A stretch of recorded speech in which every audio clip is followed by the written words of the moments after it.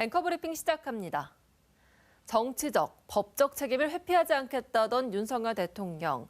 하지만 헌법재판소의 탄핵 서류를 받지 않고 출석 요구에도 응하지 않으면서 회피로 일관한다는 비판을 받고 있습니다. 윤 대통령 대리인 역할을 하는 석동현 변호사는 변호인단 구성을 미루며 시간 끌기를 한다는 기자들의 지적에 너무나 성급한 평가라고 말했습니다. 또 외신 기자들에게는 비상계엄 초반과 달리 요즘 여론의 변화가 감지된다라고도 언급했습니다. 하지만 여론은 많이 다릅니다. 지난 19일 발표된 여론조사 4개 기관이 실시한 전국 지표조사를 보면 탄핵소추안 가결에 대해서 잘된 결정이란 답변이 78%로 잘못된 결정이라는 응답을 압도했습니다. 또 최장 180일 소요되는 헌법재판소의 탄핵 심판 기간에 대해서도 가급적 빨리 결정해야 한다는 의견이 68%로 충분한 시간을 갖고 결정해야 한다는 의견보다 2배 이상 많습니다. 그리고 오늘 헌법재판소는 윤석열 대통령 탄핵 관련 서류 송달 효력이 발생한 것으로 간주하고 오는 27일 변론 준비기일을 예정대로 진행한다고 밝혔습니다. 대통령의 시간 끌기만큼이나 여당인 국민의힘 역시 여론의 질타를 받고 있습니다. 민심을 역행하고 대통령 방탄과 극렬 지지층 등 집토끼 지키기에만 매달리고 있기 때문입니다.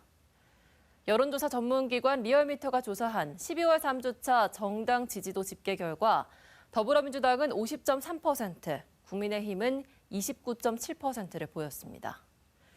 앞서 지난 18일 한 조사에서는 국민의힘을 윤 대통령의 직무정지 기간 동안 집권 여당으로 인정할 수 없다는 응답률이 52.6%로 집계되는 등 민심은 싸늘하게 돌아섰습니다. 그렇지만 대구 경북 정치권은 반성은커녕 탄핵 가결에 대한 거친 말들을 쏟아냈습니다. 대구 달서갑 유영하 의원은 찬성 의원은 떳떳하게 커밍아웃하라. 권영진 의원은 탄핵에 앞장선 배신자 한동훈이라고 표현했습니다. 또 김승수 의원도 SNS를 통해 국민의힘 의원들은 단일 대우가 아닌 무기력한 모습을 보여드렸다고 했습니다. 결국 친윤계 압박에 한동훈 대표는 쫓겨나듯 16일 사퇴했고 국민의힘은 일주일째 비대위원장도 정하지 못한 채 도로 친윤당 딜레마에 빠진 모습입니다. 이처럼 국민의힘이 민심을 외면하는 행보를 보이면서 보수 괴멸을 자초한다는 평가가 나오고 있습니다. 지금은 의원 구성이 바뀌어서 정말 영남당으로 돼버렸거든요.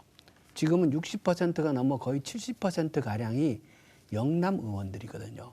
그렇기 때문에 이분들은 지역의 정치 지형상 민심을 굳이 따라갈 필요가 없는, 선거에 아무런 걱정이 없는 분들이 많이 계셔서 일단 이 부분이 하나가 주목이 되고요. 그 당시 최순실이라는 사람과 당시 여당 의원들은 직간접적으로 아무런 연관이 없었어요. 그래서 그 탄핵이 발생하는 과정의 책임과 당시 여당 의원들은 한 걸음 떨어져 있는 상태이다라고 스스로 생각할 수 있었거든요.